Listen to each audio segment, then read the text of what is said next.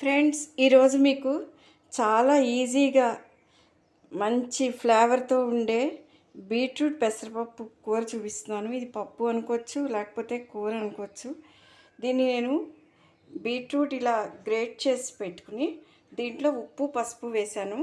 తర్వాత కొంచెం ఎండుమిర్చి, కరివేపాకు, కొంచెం నానబెట్టిన పెసరపప్పు, కొంచెం పోపు మినపప్పు, ఆవాలు, 2 మెంతి గింజలు. ఇవాళ జీలకర్ర ధనియాలు ఏం వేయకుండా షాజీరా వేస్తున్నాను, ఎందుకంటే ఈ చలికాలానికి షాజీరా మంచిది. కొంచెం నీళ్లు. ఇప్పుడు పోపులో ముందు కొంచెం వేసేద్దాం.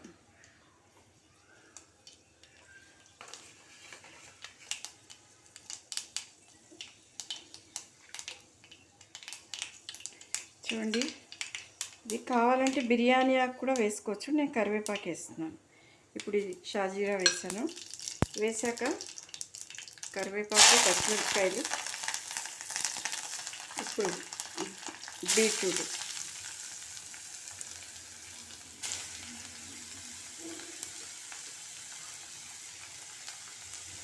ఉప్పు వేసి పెట్టడం వల్ల ఏంటంటే తొందరగా మెత్తపడుతుంది. అది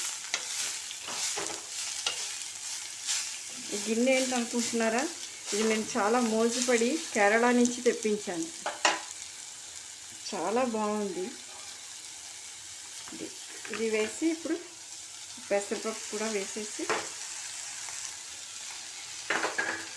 ఈ కప్పు నీళ్లు పోసేసి ఇలా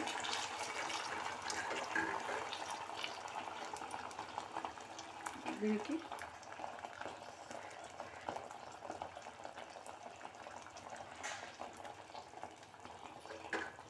ఇలా మూత పెట్టేయడం, సిమ్లో పెట్టేయాలి.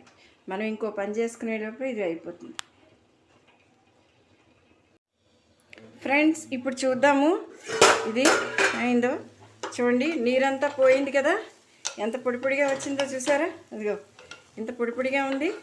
ఇప్పుడు ఇలా వచ్చేసి స్టవ్ ఆపేసి ఇలా చూడండి, పొడిగా ఉంది చక్కగా సరిగ్గా. అలానే నీళ్లు మరీ ఎక్కువ పోసుకుంటే పేస్ట్ అయిపోతుంది పెసరపప్పు, అందుకని చూసుకుని పోసుకోవాలి. ఒక అరకప్పు పెసరపప్పు పోసుకున్నాం అనుకోండి, 1 కప్పు నీళ్ళు కూరకి పెసరపప్పుకి సరిపోతుంది. ఇది పెసరపప్పు బీట్రూట్ కమ్మటి పప్పు. Have a nice day.